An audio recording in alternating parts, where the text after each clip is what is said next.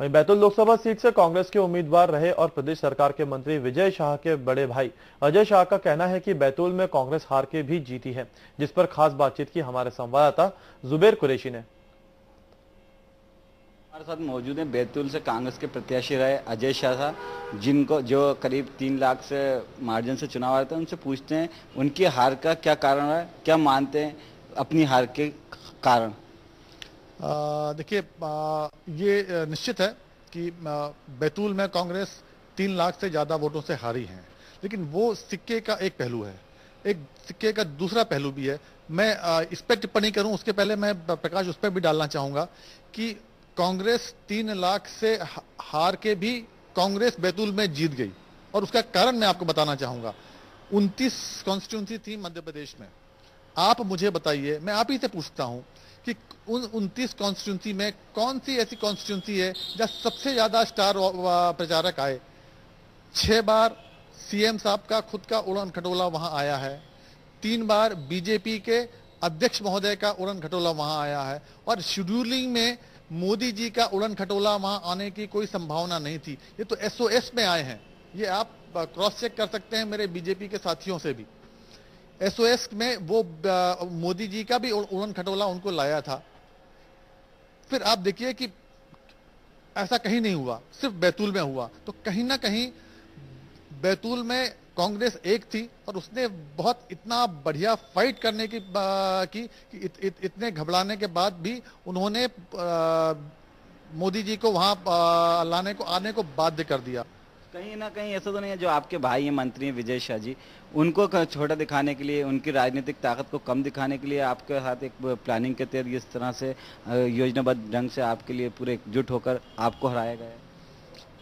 नहीं, उनको ये देखिए, ये उनका अब आंतरिक मामला बीजेपी का हो गया, उसमें मैं टिप्पणी नहीं करना चाहूंगा। लेकिन हाँ, कहीं ना कहीं बीजेपी बहुत घबरा जरूर गई थी कि कहीं ना ऐसा ना हो कि मकड़ाई राज घराना फिर से अपना डंका पीट दे। ये डेफिनेट है, ये एक सिस्टमेटिक है कि अब आप देखिए, अरविंद मेनन साहब खुद 2 दिन बैतूल में उनका डेरा डंगर पड़ा रहा। 3 उनके संभागीय जो जिसको संगठन मंत्री बोलते हैं वो डले रहे।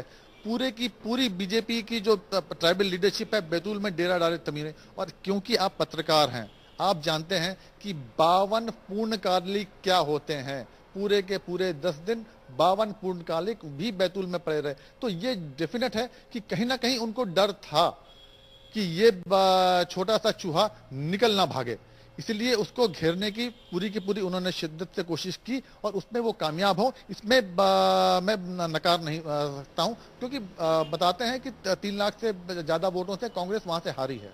अब कांग्रेस में चूंकि चुनाव खत्म हो चुके हैं हर तरीके से, अब कांग्रेस में आपकी क्या भूमिका रहेगी और आप कांग्रेस में किस भूमिका में आपको मैं देखना अपने आप को पसंद करता हूं? नहीं, मैं तब भी जब कांग्रेस को ज्वाइन किया था तब भी कांग्रेस का सिपाही हूं, आज भी कांग्रेस का सिपाही हूं। और कांग्रेस का सिपाही या सिपाही किसी भी सेना का हो, उसकी एक मूल धारणा यह रहती है कि अपने आका की जो कुछ भी उसको आदेश दिया जाए उसकी पूर्ति करे, और उसकी पूर्ति करने में अपना तन मन धन निछावर कर दे। और वही निछावर करने के लिए आज भी मैं तत्पर हूं कि जो भी मुझे आदेश मिलेगा उसका अपनी पूरी क्षमता से उसको पूरे करने की कोशिश करूंगा।